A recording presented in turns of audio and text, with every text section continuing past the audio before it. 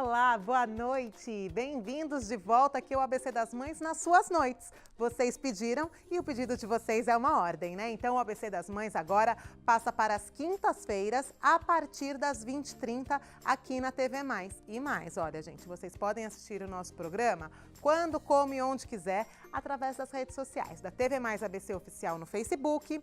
Tem também o canal do YouTube e lá no grupo do ABC das Mães, na fanpage do ABC das Mães, todos os canais para você poder assistir aí todo o nosso conteúdo na hora que você quiser. E para começar a nossa estreia aqui, a nossa volta para a noite, eu trouxe a Maitezoca. Dá um oi aí, pessoal, Maitezoca. Isso, ela veio com a mamãe hoje na nossa estreia aqui nas noites. Sabe por quê, gente? Hoje o programa tem tanta coisa bacana, muito conteúdo para vocês aqui no nosso programa. Eu vou falar, antes de mais nada, o que nós temos aqui no programa hoje. Olha, a doutora pediatra Cláudia Carneiro, ela vai vir aqui para falar sobre meningite. Muito tem se falado aí na última semana, então já ela vai explicar quais são os tipos, quais são as vacinas, quando dar, enfim, todas as dúvidas vocês vão tirar já. E também, gente, olha, ontem, quarta-feira de cinzas, hoje o ano começou. Então, para começar o ano aí com o pé direito e com foco, né, gente? Ela vem aqui, a personal Raquel Dalacqua, para ensinar vocês aí a ter foco para conquistar o corpo que você deseja, saúde, qualidade de vida e emagrecimento aí para vocês. Tem também o Dr. Pedro Lozano, que é cirurgião plástico e vai falar sobre reconstrução mamária após o aleitamento materno. Então, se de repente você amamentou muito tempo, já tinha, né, a mama de repente ficou mais flácida, ele vai falar quais são, né, o que você pode fazer para reconstruir, se é necessário a mastopexia, se só silicone, quando um é necessário, quando o outro. E também, gente, eu vou trazer, olha, a Yasmin Gobati, que ela é estudante, ela agora está no 3º ano do ensino médio, mas desde o 1º ano ela já foi aprovada em vestibulares, inclusive Unicamp, USP. Você quer conhecer ela junto comigo? Ó, já ela estará aqui. Antes, eu quero convidar todos vocês que estão assistindo ao nosso programa aqui na TV Mais a seguir todas as redes sociais. Tem o grupo no Facebook, fanpage, Instagram.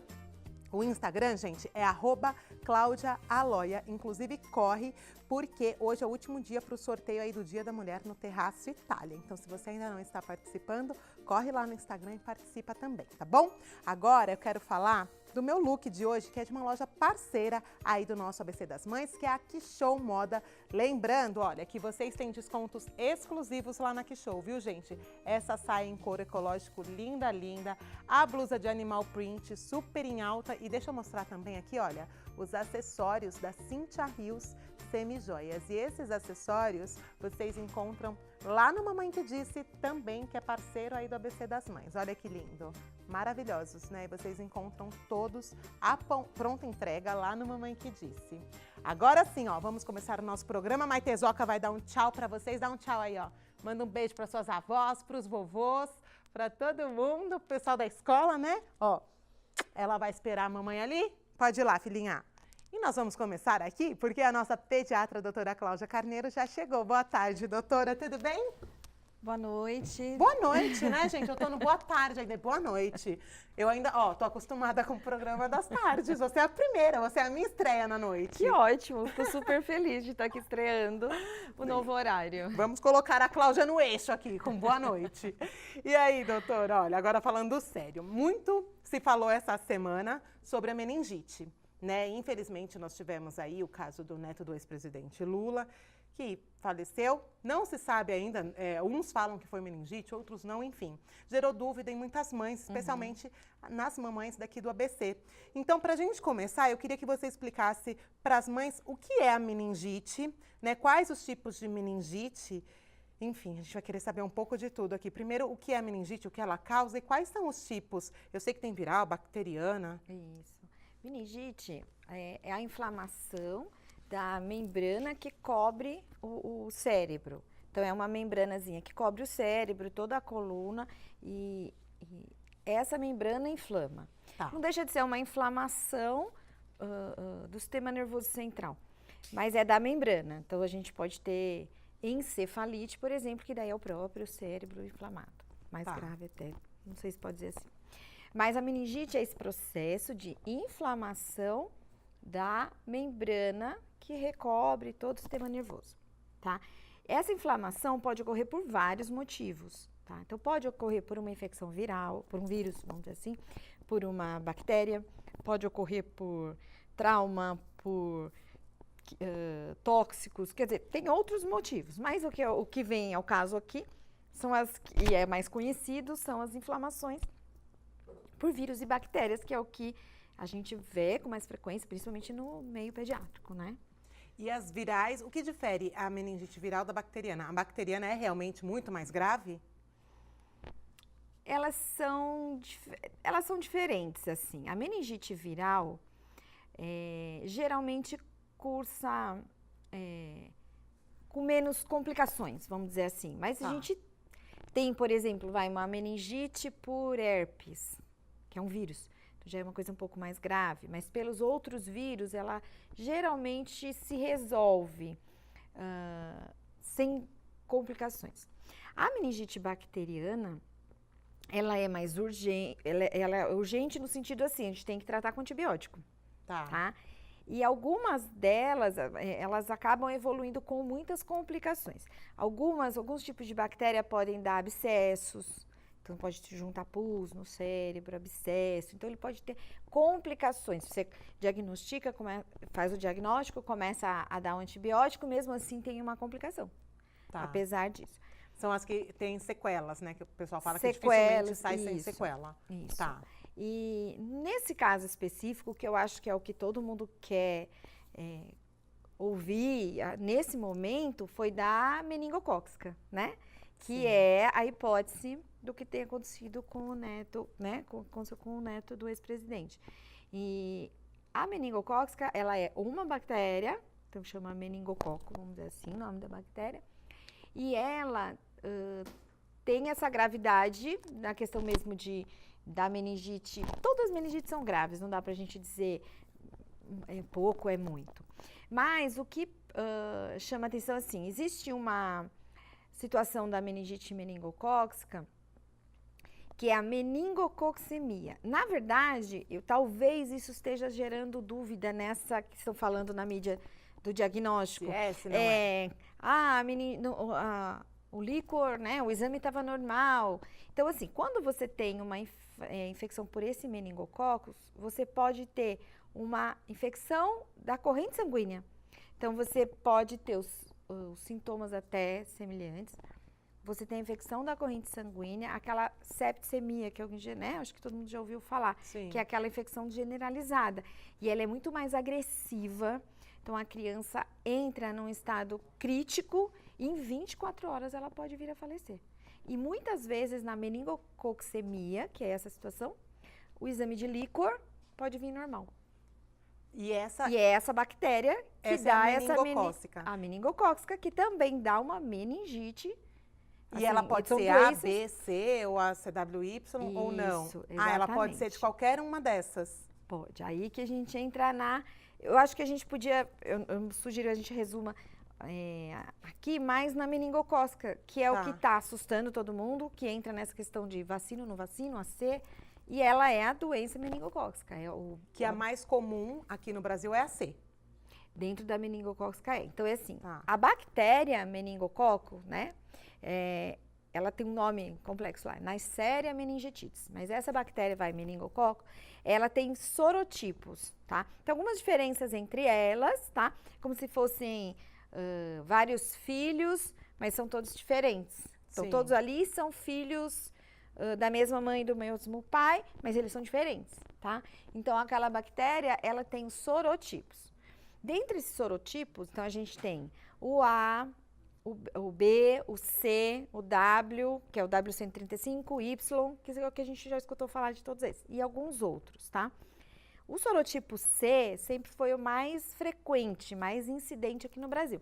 Quando a gente estudava as meningites, vai lá fazer a cultura da bactéria, descobria que a maior parte era pelo sorotipo C. Por isso que ela está no calendário nacional. Por isso que ela acabou entrando para o calendário nacional. Então, assim, com o advento dessa vacina, tem uns quase 10 anos, mais ou menos, que a meningo C está no calendário da rede pública já. Todo mundo toma. Com o advento da vacinação contra o meningo C, a incidência caiu um pouco. Então começou aparecer mais das outras. Em segundo lugar, vem a B. Em terceiro, vem a W135 e a 135 e a Y, tá? Então, essas são as mais frequentes aqui, no nosso país, sendo a C e a B ali na frente. Isso é a mesma doença com essas variedades. Olha, então, o mais, né, o que a gente mais vê é a C, mas já logo em seguida é a B, então. Aí a importância de quem puder, infelizmente ainda o governo não disponibiliza, mas de quem puder vacinar os filhos aí contra a meningite B. Isso.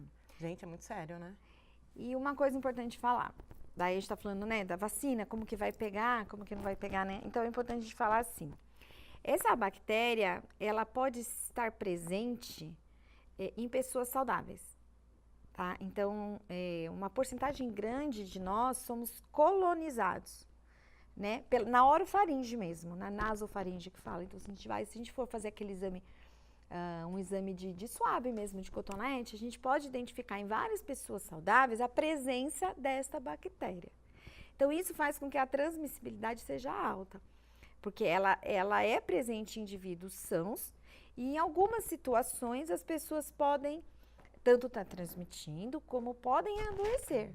Depende da imunidade de cada um, Depende da imunidade, de algumas situações. Lembrando que quanto menor a criança, mais suscetível ela é, tá? E os idosos e as crianças, eles são muito mais suscetíveis a desenvolver doenças graves, porque a bactéria tem a virulência dela, ou seja, a bactéria tem a agressividade dela. E depende muito do organismo conseguir combater isso ou não. Então, as crianças menores são sempre muito mais suscetíveis, tá? Então, por isso que a gente acaba vendo a doença em crianças menores, mas é uma doença que pode existir em qualquer faixa etária. Então, é importante até, então, os adultos, que provavelmente na nossa época não existia, então, no calendário, a meningite C. De muitos adolescentes ainda não existia, né? E é interessante levar, eu não sei, eles levar podem tomar no posto? O posto não tem campanha para vacinação fora daquela faixa etária. Aí tem que ir fazer então, um particular. Ainda tem que fazer, porque daí o que eu entendo assim, que o Ministério da Saúde determina faixas etárias de risco para fazer a vacinação. Então, com isso, não tem vacinação para o adolescente disponível, se eu não me engano. Então, acaba tendo que fazer no particular, infelizmente. Aí, doutora, só para a gente finalizar um pouco aqui, eu queria que você falasse quais são os sintomas em que os pais devem ficar atentos e, se for o caso, correr aí para o PS mais próximo, para o pediatra. Quais são os sintomas em geral? Da meningite, né? Isso. Infelizmente, são sintomas que confundem muito, né? Então, parece muito um resfriado, uma gripe forte, um quadro que está começando. Então, se você começa com febre alta, vamos falar o mais trivialzinho. Então, assim, uma febre bem alta, e durante a febre é comum a criança reclamar de dor de cabeça, né? Toda criança, a grande maioria das crianças, quando está com a febre alta, com febre, tem dor de cabeça. Tem dor de cabeça. Então, às vezes, eu até falo, baixa a febre e observa essa dor de cabeça. Então, dentro desse quadro, quando a gente vai puxar um alarme?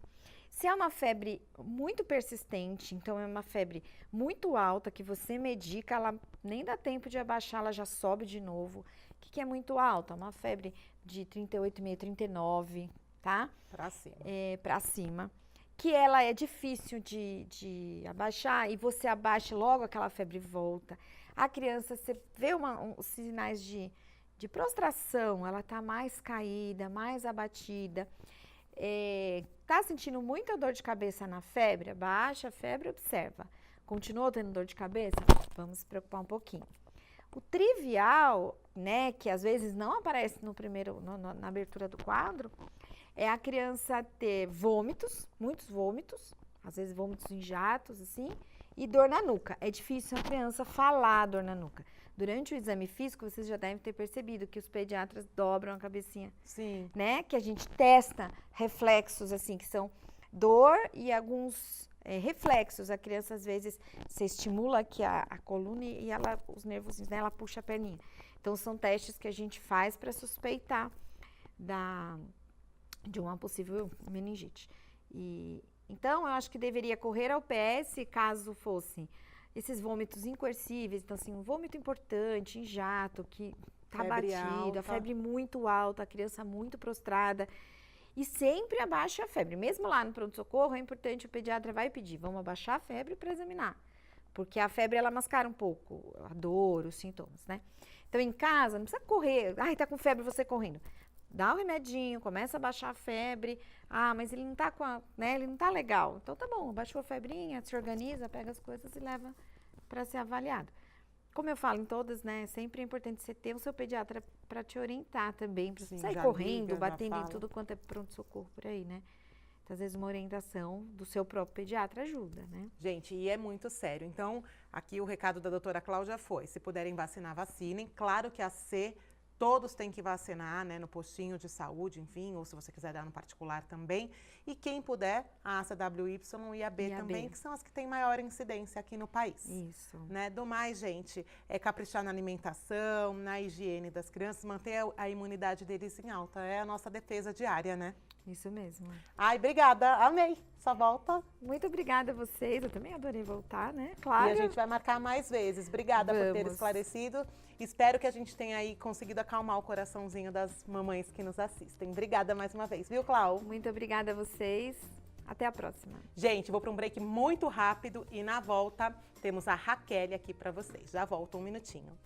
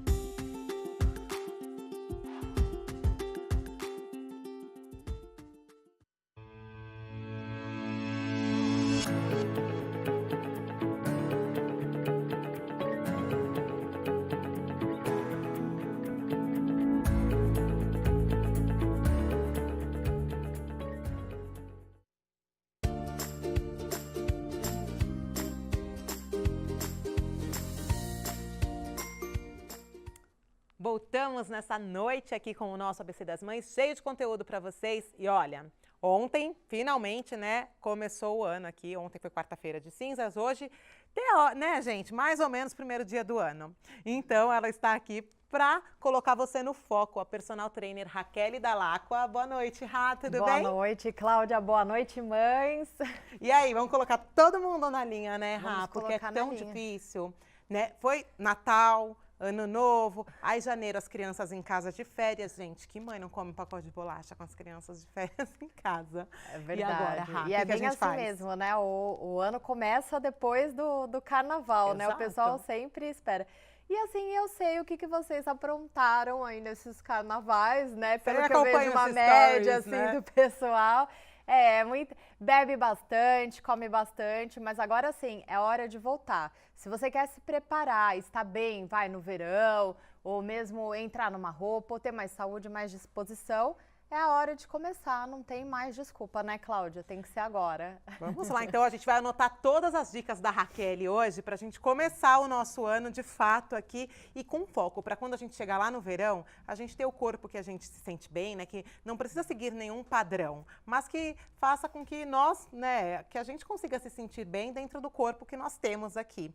Então, o que a gente faz para melhorar essa máquina toda aqui? Quais focos a gente tem que ter? Eu quero uma aula completa, Rá, porque eu vou começar hoje, ó, foco direto, bonitinho. Isso. O problema da maioria das pessoas que entram num programa de emagrecimento, ela inicia e logo desiste. E assim, isso porque, cientificamente falando, o que é o emagrecimento? É a soma dos exercícios físicos mais uma dieta balanceada, certo? Isso daí é matemática, ponto final. Só que tem as partes emocionais também, que é a parte de foco, disciplina, de você ter persistência, de você mesmo ter aquela vontade de estar treinando, porque às vezes desanima, aí eu saio da dieta um pouco como um doce, pronto, já é motivo para desistir, já deslanchar tudo. Então, pensando nisso, Cláudia, é que eu escrevi um livro, né? Não é um livrão, né? Mas é um e-book, né, onde quem participa dos meus programas, eles têm acesso a esse e-book, que são 10 estratégias de mindfulness, que a gente chama, né, que são estratégias de mudança de pensamento voltadas para o emagrecimento, para você ter mais foco, disciplina. É super legal essas estratégias. Você pode contar algumas aqui pra gente? Sabe por que ela falou aqui? Às vezes você cai, né, come alguma coisa e já larga tudo. Foi o que aconteceu comigo nesse carnaval, gente. Eu comecei a comer no sábado, eu falei, já estraguei tudo. Aí comi o domingo, a segunda, a terça. Terça e quarta, aí quando vai se pesar, né, já tá 5 Nem quilos mais pesado. Que é fácil engordar, viu, gente? Emagrecer é mais difícil, engordar é fácil. Agora, Raquel, conta um pouquinho do segredo pra gente, então. Isso, hoje eu vou liberar 2 estratégias, tá bom? Legal. De presente aí, quem quer saber mais, entra lá na minha página e a gente conversa. Então, assim, primeira estratégia que eu acho super legal, Cláudia, é a caixa do bom dia. Porque, assim, isso é ciência, tá, gente? Não é eu que tô falando, não é brincadeira, não, é ciência mesmo. É comprovado que a nossa mente, ela não sabe distinguir a realidade do virtual. Então, se hoje, agora, você fechar os olhos e imaginar que você está em Dubai, e você pensar isso, nos mínimos detalhes, a sua mente, ela vai achar realmente que você foi para Dubai. E trabalhar isso na nossa mente é muito importante. E uma das estratégias é a caixa do bom dia. Você pode separar qualquer caixa, pode ser uma caixa de sapato, pode ser uma caixa qualquer. E ter bem em mente qual que é seu objetivo, qual que é a sua meta. Por exemplo, uma meta de, eu quero emagrecer 10 quilos, é algo muito superficial. Você tem que saber o porquê que você quer emagrecer esses 10 quilos. Então, Raquel, eu quero emagrecer esses 10 quilos porque em dezembro eu vou ter um casamento e eu vou vestir esse vestido e eu preciso que ele sirva. Ou, eu vou fazer uma viagem, eu tenho um biquíni aqui, eu preciso que ele me sirva. O que você vai colocar dentro dessa caixa? O vestido que você quer entrar, o biquíni que você quer colocar, ou uma foto de um lugar bacana onde você quer ir. Eu vou viajar, quero estar assim. E são objetos, na verdade, que representam a sua meta final. Tudo isso você vai colocar então eu coloco numa caixa. Numa caixa de qualquer, uma caixa de papelão, pode ser uma caixa de sapato, qualquer caixa. Tá. E aí todos os dias ao acordar você vai abrir essa caixa, pra lembrar, vai olhar lá na sua cara, isso. Né? Tem que ser bem ao acordar. A primeira coisa que você faz é virar do lado, pegar a caixa e abrir. E você vai lá tirar 5 minutinhos para olhar aqueles objetos e mentalizar a sua meta final. E uma dose disso todo dia, porque a gente não escova os dentes todo dia, a gente toma banho todo dia, então uma dose de motivação todo dia fará você estar persistente logo logo na manhã. Então, você coloca aí na sua caixinha do Bom Dia algo que te motive. Eu vou bem colocar uma foto. Deixa eu pensar aqui. Uma mulher bem linda. O que você colocaria na caixa? É que eu acho lindo. É que, né, eu acho que vai ficar muito distante de mim, tipo uma Gisele Bündchen. Eu não sou tão alta, eu não sou tão magra. Assim, isso que você falou é muito importante, porque às vezes a gente tem umas metas irreais, né? Então. Então, assim, quando a gente fala de aceitação do próprio corpo e se amar, é isso mesmo, é você aceitar a sua estrutura. Então, eu vou colocar uma mais próxima. Então, você tem que ser próxima. Por exemplo, Cláudia, o que você vai... Você tem alguma viagem que você vai fazer? Ai, tem. Tem. Você não falou ainda onde que é, né? Não, eu tô vi no seu riso. Tá fechando. Vamos supor, por exemplo, que você vá para Cancún, Tá. Um exemplo. Então, essa viagem é uma meta. E até Cancún, você tem um tempo, né, determinado, e isso é uma meta para você. Você quer, perder até Cancún 2 quilos para você entrar naquele biquíni que você... Então, você coloca a foto lá de Cancún, você coloca o biquíni que você vai usar. Pega uma foto da Paola Oliveira em Cancún. Pronto. Isso, pronto. Coloca lá.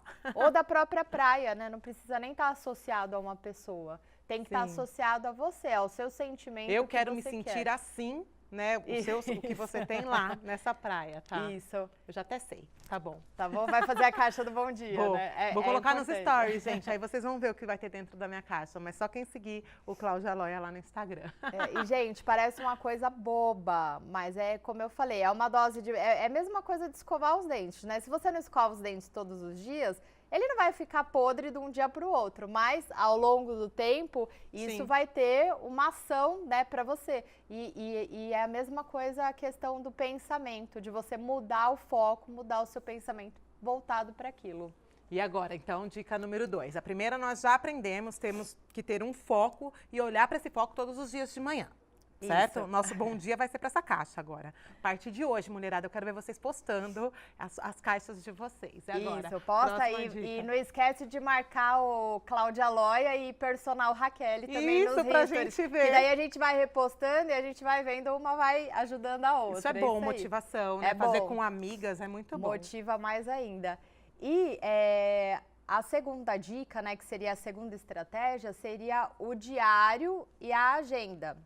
Ixi. É assim, gente, nenhuma empresa, quando você vai abrir uma empresa, ela não vai funcionar sem planejamento.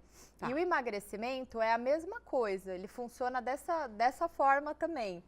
Por exemplo, se você tem uma agenda, à noite, antes de dormir, você planeja o seu dia seguinte. Então, assim, com os horários, mesmo que você não trabalha fora, mesmo que você não tenha atendimento em agenda, que nem eu tenho os horários dos meus alunos, tudo, mas fora isso, você vai colocar lá, eu vou acordar tal horas. Então, você coloca o horário que você vai acordar, o que você vai comer de café da manhã, o horário que você vai no mercado, o horário, não esqueça de reservar um horário para exercícios físicos, independente se você vai treinar na academia, se você vai treinar em casa, que seja 15 minutos, que seja 30 minutos ou 1 hora, você deve reservar um tempo para os exercícios físicos. Então, você vai colocar lá tudo na sua agenda, que é o planejamento do dia seguinte.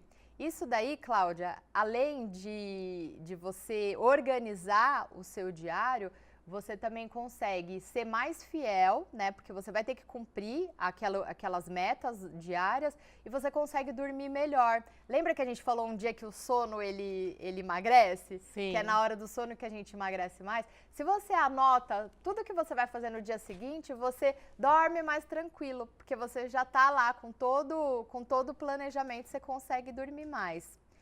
Então, eu faço um dia antes. Isso, você faz à noite o planejamento para o dia seguinte. Tá. E à noite também, né, depois que passou todo aquele dia, você vai fazer o checklist, que é ver todo o seu planejamento e ver o que você conseguiu cumprir.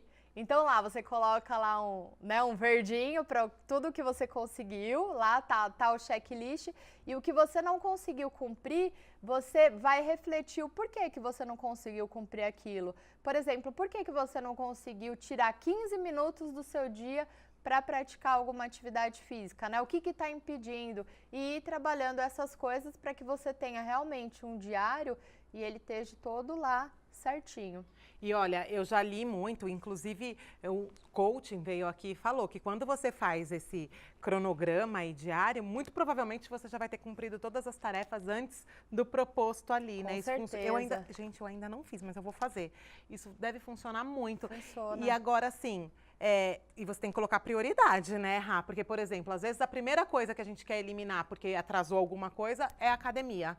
E depois que eu virei essa chavinha, eu mudei, eu boicoto qualquer outra coisa, menos a minha atividade física. Então, assim, sempre você tem que ser prioridade, né? Não é o restante. Você tem que estar bem para conseguir estar bem para os outros, né? E assim, esse negócio do checklist é importante, principalmente para quem tem ansiedade. Sabe que quem é muito ansiosa acaba descontando na comida e acaba engordando, né? E um exemplo, assim, eu vou dar o meu exemplo, que eu tive síndrome do pânico, Cláudia, e eu tive que fazer o tratamento durante 1 ano e meio. Então, assim, quem já tem síndrome do pânico, quem tem crises de ansiedade, sabe do que eu tô falando. É muito ruim isso e atrapalha muito a nossa vida. E as minhas crises eram sempre à noite. Assim, 90% das minhas crises era de madrugada. Eu não conseguia ter uma noite legal de sono. E a agenda, o diário, Cláudia, nossa, me ajudou demais. Até para controlar a ansiedade. Sim. Porque eu ia dormir já pensando no dia seguinte. Mas quando eu comecei a fazer a agenda, tal hora eu atendo tal aluno, tal hora esse, tal hora aquele. E essa hora é a hora do meu almoço, essa hora eu vou na academia. Então, eu já sabendo que eu já estava tudo anotadinho lá. Não tinha porque ficar ansiosa, né? Eu durmo mais tranquilo. Você apaga, você dorme mais tranquilo e emagrece enquanto dorme, né? Gente, olha, agora à noite, então, aproveita. Antes de dormir, acabou o programa do ABC das Mães? Vai lá fazer suas coisinhas e faz a lista, né? Já começa hoje. Faz a lista, já começa utilizando essas duas. E assim, como eu te falei, no meu programa de emagrecimento são 10 estratégias, tá? Hoje elas só foram duas aqui.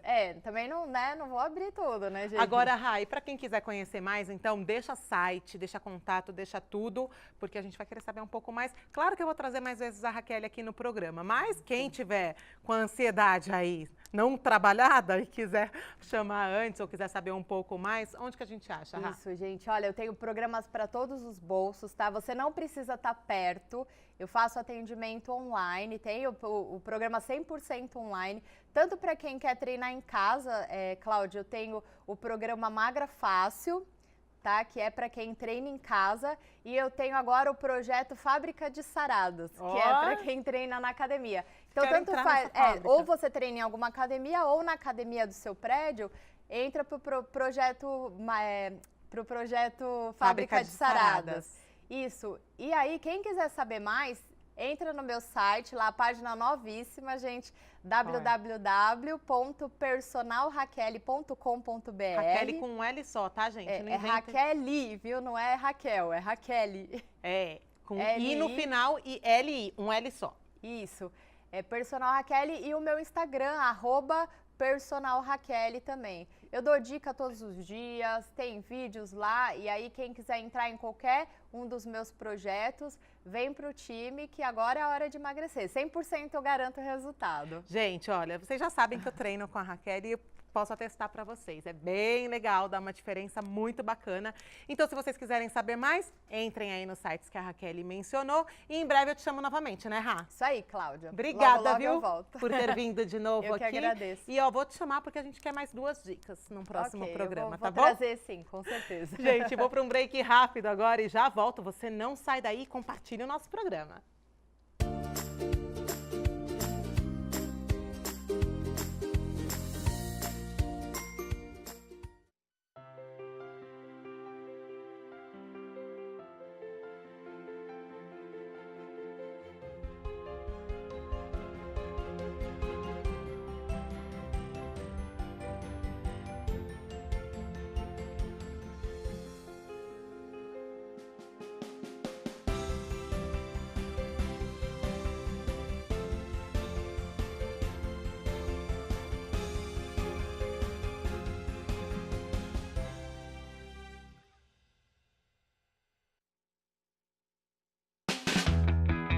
Ei, quer saber como escolher a sua escola de inglês? Não pergunte pro boneco do posto. Não pergunte pra esse monte de gatos da sorte. Não pergunte pra essa boneca havaiana, pra essa turminha aí ou pro rapaz dessa foto. Mas esse balão de barba vai saber, né? Pergunte pra quem já faz IASIG e faça a escolha certa. No IASIG você fala com alunos e pais de alunos e descobre todos os motivos para estudar aqui. Fale com a gente, fale com o mundo. IASIG, você cidadão do mundo.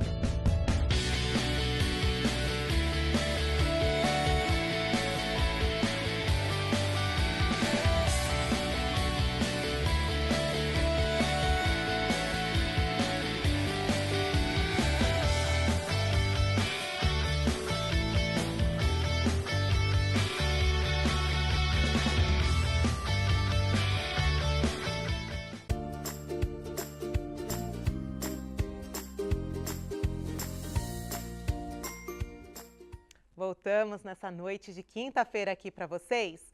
Para apresentar, gente, olha, quem já chegou aqui no estúdio, a Yasmin Gobatti. Gente, acredite se quiser, desde o primeiro ano do ensino médio, ela já passou em diversas universidades, inclusive USP, Unicamp, e a gente vai conhecer um pouquinho da Yasmin, ela vai contar como consegue esse feito aqui pra gente. Boa noite, Yasmin, tudo bem? Boa noite, tudo bem. Obrigada por ter vindo ao programa. Agora, menina, me conta. Você agora, conta aí para as mamães de casa, né? Que sonho de filha é esse? Né? Imagina só, você desde o primeiro ano do ensino médio já quis prestar vestibular, você sempre gostou de estudar muito. Me conta como que surgiu essa vontade e se foi difícil, o que você achou do vestibular? Me conta tudo, quero conhecer tudo de você. Eu desde pequena sempre gostei bastante de estudar e eu recebi bastante apoio da família. Então, eles sempre me incentivaram bastante a continuar. Isso lá desde o ensino fundamental, desde a primeira, segunda, terceira série, você já gostava e já ia meio que sozinha fazendo as coisas? Desde a educação infantil, eu sempre fui bastante incentivada a gostar de aprender. Eu sempre fui uma criança que queria aprender bastante. Então, eu sempre fui incentivada a continuar gostando de aprender. Que delícia! Agora me conta, Yasmin, no primeiro ano, quando você entrou lá no ensino médio, você falou, mãe, quero fazer vestibular. Como que foi com seus pais, com seus professores e mais, né, gente? Imagina só, ela passou. Como que foi? Em qual curso você passou? Eu passei no primeiro ano na Unicamp, em Ciências do Esporte. E, assim, o processo em si foi bem tranquilo. Quando eu estava no finalzinho do fundamental, eu comecei a olhar para alguns amigos, até primos que estavam prestando os vestibulares. E eles estavam muito nervosos, ansiosos, um monte de matéria acumulada, não sabiam bem o que ia acontecer. E eu olhei e falei, gente, eu não quero isso pra mim, não. Eu não quero ter que passar por esse nervosismo. Por isso que aí eu sentei com a minha família e a gente planejou um programa de estudos, de 3 etapas, pelos 3 anos do ensino médio. E esse programa passava por prestar esses vestibulares como treineira. Por isso que já foi tudo bem planejadinho, assim, com muita orientação. E que legal. E o legal da base que veio ali, desde o Fundamental 1, Fundamental 2, e no primeiro ano do ensino médio ainda faltavam ainda o segundo e o terceiro ano. E ainda assim você conseguiu, né, concluir ali o vestibular e passar numa Unicamp. Isso é muito legal, né? A família inteira deve ter ficado toda orgulhosa de você, né? Ficou bem feliz, sim. Deve ter sido uma festa. Então esse foi o seu primeiro vestibular. Aí no segundo ano você resolveu prestar para mais. Resolvi. Eu queria, assim, treinar melhor, né? Ver aí, diagnosticar quais eram os meus pontos fortes, meus pontos fracos, o que eu precisava estudar mais ou estudar menos. Daí eu resolvi prestar alguns vestibulares a mais. Então, prestei também Unesp, prestei Unifesp, prestei a USP, eu também já estava prestando. Resolvi adicionar alguns aí para... E nesse segundo ano você passou em quais? No segundo ano eu passei em 5. Uau! Passei na USP, em Farmácia e Bioquímica. Tá. Passei na UFBC, no Bacharelado de Ciência e Tecnologia. Passei na Uninove, em Medicina. Passei na FEI, em Engenharia Elétrica. E em segundo lugar, em Engenharia de Biosistemas, na Unesp. Gente, olha que demais. Agora, Yasmin, deve ter um monte de mãe em casa, assim como eu, que deve estar esperando, gente, eu queria isso para o meu filho, para minha filha. Eu queria que você contasse, desde pequenininha, como era a sua rotina na escola. A sua mãe, de repente, cobrava você chegar da escola e já estudar, ou você ia por si só? Qual o apoio que você tinha em casa? É claro que na escola a gente sempre tem apoio, né? Mas em casa, o que você acha que foi fundamental para fazer de você, né, você, exatamente você, aqui hoje que já, desde o primeiro ano, se motivou a ir lá e prestar vestibular como treineira, no segundo ano, já passou em várias universidades, sem sofrer, né, porque pelo que você conta aqui, tão tranquila ela contando, né, não foi sofrido. Nem um pouco. Que legal, conta pra gente como era a sua rotina, o que te incentivou, enfim, a gente quer saber tudo, porque a gente quer tentar fazer um pouquinho com os nossos filhos de Yasmin.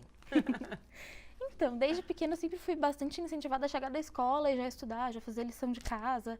E aí, quando chegou esse momento de entrar para o ensino médio, finalzinho do fundamental, eu já montei esse plano aí de estudos para os 3 anos do ensino médio, para não deixar acumular tudo no terceiro. E como que era esse plano de estudos? Conta mais ou menos.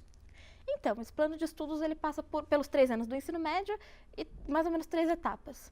Meu primeiro ano do ensino médio foi um ano bastante de adaptação. Por mais que eu estivesse na mesma escola desde o maternal, eu ainda tinha uma mudança de ritmo de estudos, de professores, de colegas, aumentaram as salas, então eu tinha aí uma adaptação a fazer para esse novo momento. Mas, como eu gosto muito de redação, eu gosto muito de escrever, eu sinto uma facilidade relativa aí, eu comecei a fazer o projeto Redação, que a minha escola oferece, para treinar para as redações dos vestibulares, ganhar repertório, aprender a fazer os modelos de redação certinho. E aí eu também comecei no primeiro ano do ensino médio porque eu tinha os outros 2 anos para aplicar esses conhecimentos que eu ganhasse aí. Legal, então você começou primeiro treinando mais a redação no primeiro ano. E no segundo? No segundo, que é o ano que tem mais matéria, pelo menos na minha escola, eu resolvi fazer um aprofundamento de humanas e de biológicas, que eu também gosto bastante e tenho um pouco mais de facilidades. Exatas é meio que meu ponto fraco. Tá, você é da humanas e da biológicas. Tá, e aí você aprofundou nas matérias que você tinha um pouco... Aprofundei. O Singular, ele tem um programa que chama Força Total. Tá. E aí eu fiz aulas extras que eles também proporcionam. Uma coisa assim que a escola tem a mais, e eu fui participar das aulas. Eu também fiz simulados, isso primeiro, segundo, terceiro ano. Sempre fazendo simulados, os simulados específicos para o meu ano. No segundo ano eu comecei a fazer simulados próprios para os vestibulares mesmo.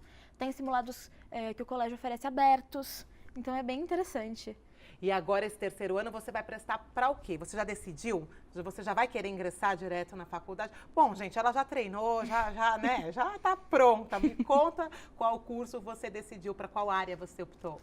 Eu quero fazer medicina na USP. Então, aí eu sei que ainda tem um bom caminho aí a percorrer esse ano. Olha, eu não tenho dúvidas de que você vai conseguir, viu? De que você vai passar. Porque, gente, é o que a Yasmin falou aqui, ela se prepara desde sempre, né? Sempre houve uma rotina de estudos na casa dela. Então, não adianta chegar lá na frente, né, Yasmin? Tá no segundo ano começar a estudar.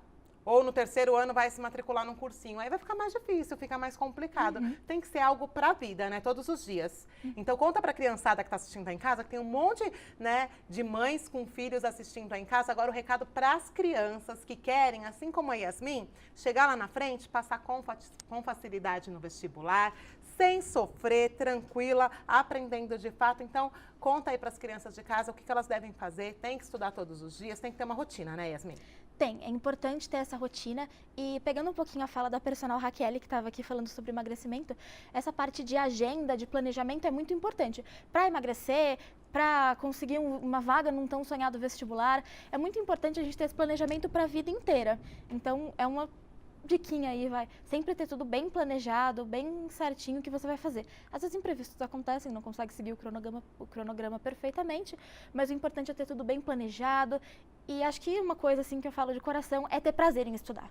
É muito importante a gente querer estudar para aprender, para saber mais, por ter esse prazer na vida de estar sempre entendendo mais o mundo. Não adianta só querer estudar para passar.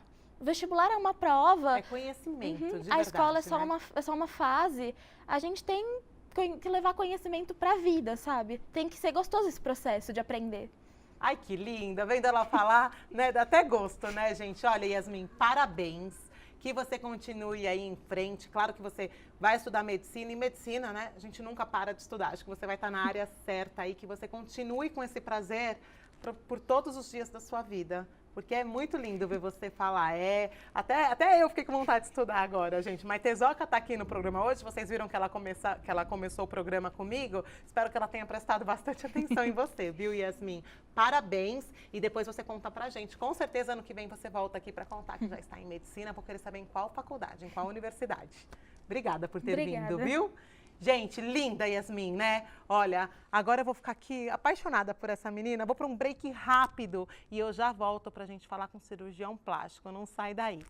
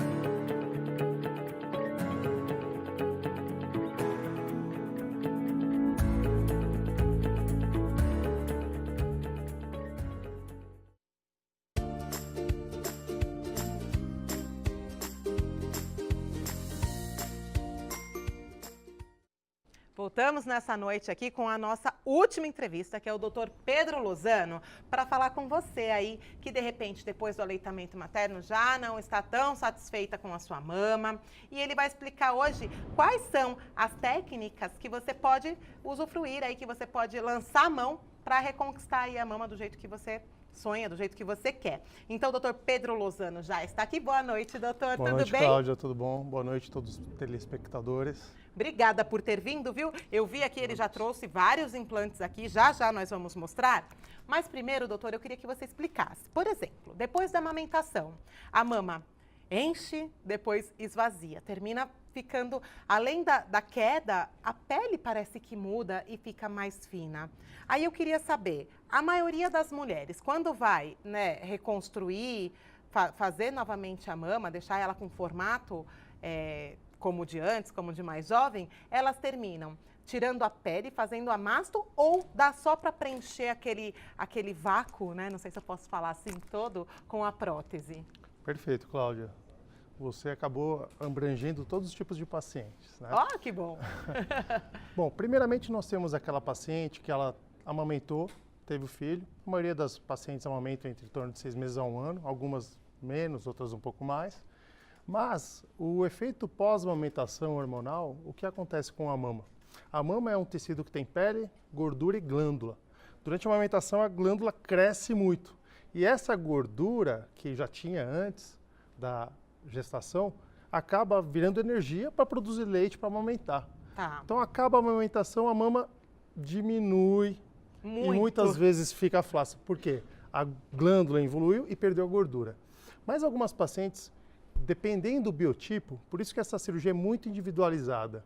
Tem pacientes que perdem um pouco de volume e não tem um excesso de queda da pele.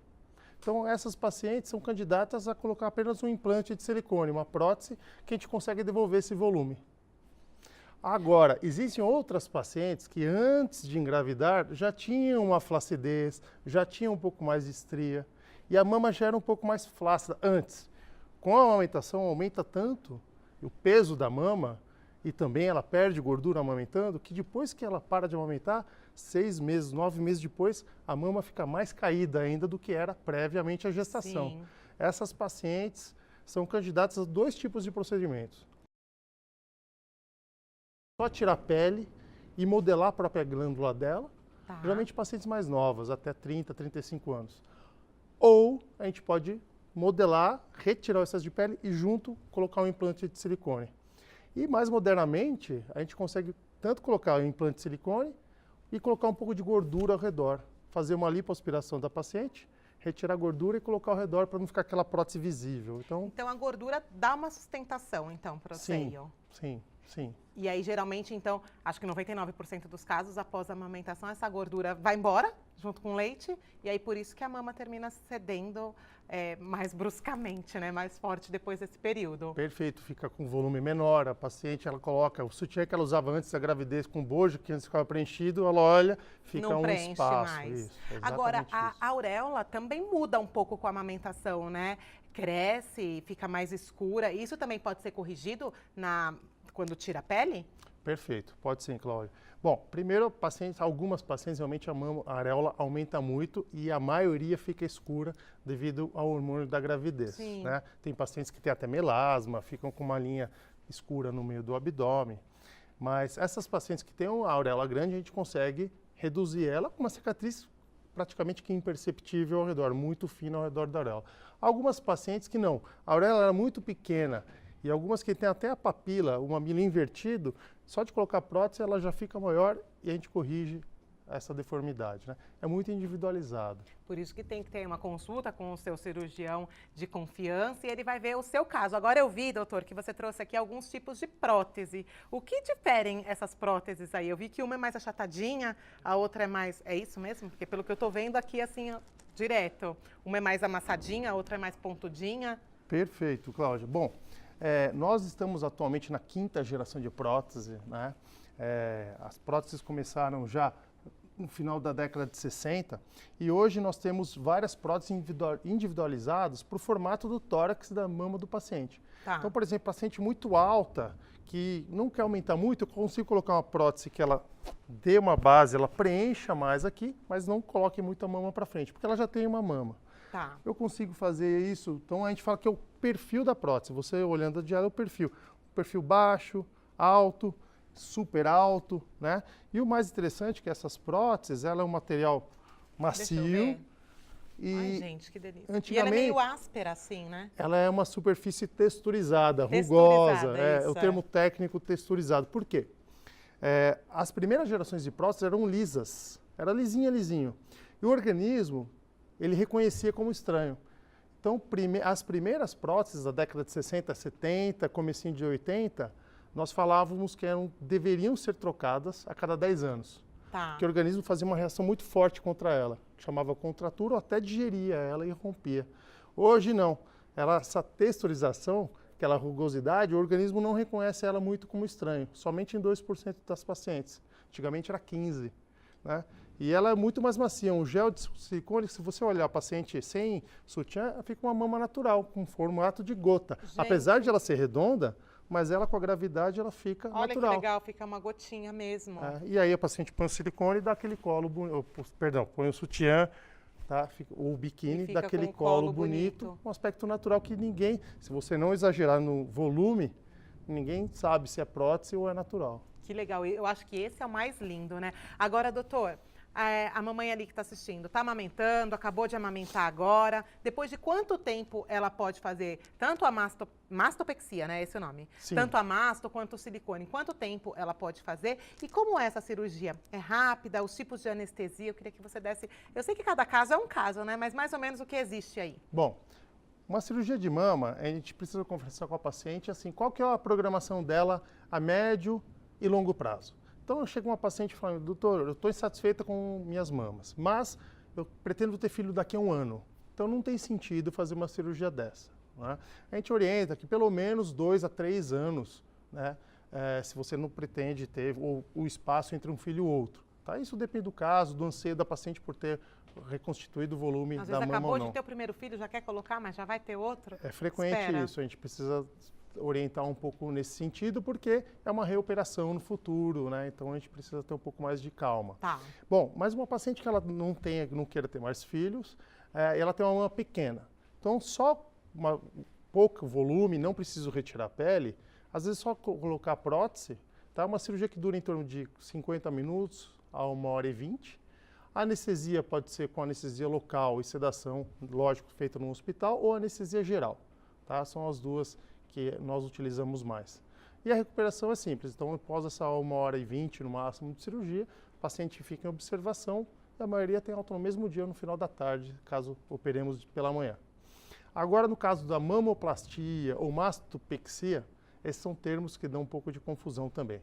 Pexia é quando a gente fala que tudo que sobe no corpo é uma pexia. Né? Então, a mastopexia é eu retirar aquela pele e reposicionar na altura prévia à gestação, subir a mama. Tá. Pode ser só com cicatriz, ou seja, retirada de pele, ou também colocando uma prótese junto. Tá? Então, são todos sinônimos, tá. Mamoplastia com mastopexia.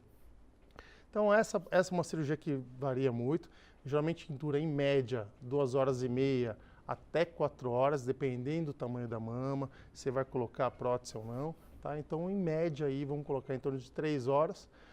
Se a paciente opera logo cedo de manhã, também pode ir alta no final do dia ou no começo do outro dia.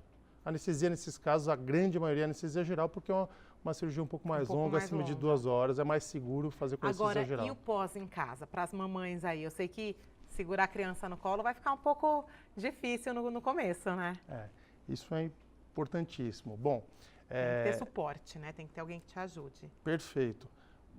A cirurgia em si, ela é basicamente indolor, porque né, hoje nós temos anti-inflamatórios, analgésicos, então a queixa de dor é muito rara. A paciente tem que dormir de barriga para cima durante 3 semanas e os braços têm que ficar aqui abertos no máximo 30 graus. Por quê? Horácio, por exemplo, né? É exatamente isso. Porque, por exemplo, se eu abrir meu braço, eu estou puxando meu terno, então logo a prótese ou a cicatriz vai ser puxada. Então, esse período inicial de cicatrização, ele vai estar bem consolidado com 3 semanas. Então, a partir de 3 semanas, a paciente já pode espreguiçar, pegar um prato alto na prateleira, fazer alguma outra coisa. Né? Voltar a uma academia em torno aí de 1 mês e meio, 2 meses, dependendo aí da cirurgia dela. E dirigir? 2 semanas a 3 semanas. Isso, Ué. Porque para dirigir nós ficamos nessa posição. Não tem problema, olha, meu terno fica na posição. Agora, é isso aqui que é o mais chato. Não pode ir para o lado, então. Para o lado. Agora, dirigir 2 semanas. Isso, lógico, varia com cirurgião, mas em torno de 2 a 3 semanas, a maioria dos cirurgiões plásticos orientam esse tempo de repouso para dirigir. Agora, doutor, mais uma outra dúvida que surgiu aqui. Hoje em dia, no mercado, só existem essas próteses texturizadas, ou existem ainda as antigas? Ou quem estiver assistindo, de repente, foi numa consulta, só viu daquele outro tipo de prótese e fala, poxa, mas eu vi o doutor no programa da Cláudia falando dessa novidade. A paciente, ela pode escolher, por exemplo, a marca da prótese? É claro que aí elas vão pesquisar, enfim, e ver. Mas pode ou é geralmente o que o médico indicar? Às vezes, para algum determinado tipo de paciente, aquela lisa é indicada? Ocorre as duas coisas. Então, tem paciente que olha e viu uma reportagem ou leu algum artigo e lá vem querendo um tipo de prótese. Mas o mais importante é o cirurgião e a paciente chegarem em consenso na melhor. Por exemplo, a maioria dos cirurgiões estão acostumados a trabalhar com uma ou no máximo 2 marcas, porque o cirurgião já sabe a medida, a altura, a base, tá? Qual a vantagem e desvantagem. Hoje no mercado nós temos praticamente 3 tipos de prótese. Ainda a primeira geração existe, a lisinha, tem cirurgião que gosta e coloca, tá? Da primeira geração e segunda geração, que eram lisas. Existem essas que são terceira, quarta e quinta, que são essas texturizadas, com essa rugosidade. E existe um outro tipo de prótese que ela é feita com um polímero, parecido com uma borracha, que é de poliuretano ao redor, tá? A vantagem dessa de poliuretano é que ela adere mais. Então, teoricamente, o paciente que tem uma mão muito caída, ou principalmente pacientes exobesos, que perderam muito peso, fizeram uma cirurgia bariátrica, e eles têm uma flacidez de pele muito maior, ou seja, se eu colocar uma prótese dessa, pode ser que em 3, 4 anos ela ceda, né? A pele não consiga manter ela no local. Essa de poliuretano, ela adere mais. Então, teoricamente, ela poderia ficar um pouco mais na posição normal. Mas isso a gente vê na prática que não é.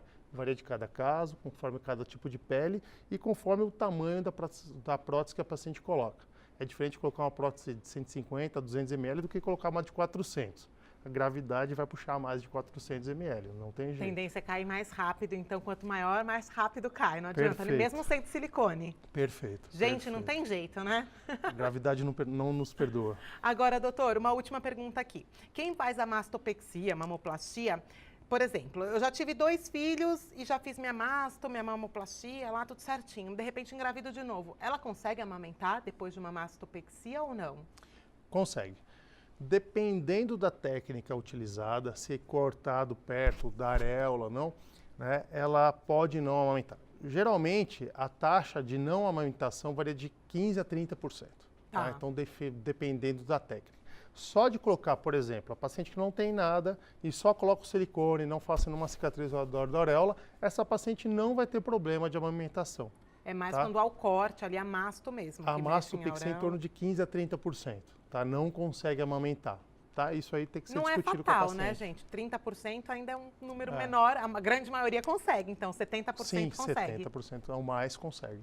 Bom, mas o ideal é o que o doutor falou, né, gente? Se ainda pensa em ter filhos, espera, né? Sim, se for 2, 3 anos, espera um pouquinho, segura a ansiedade e programa a cirurgia melhor.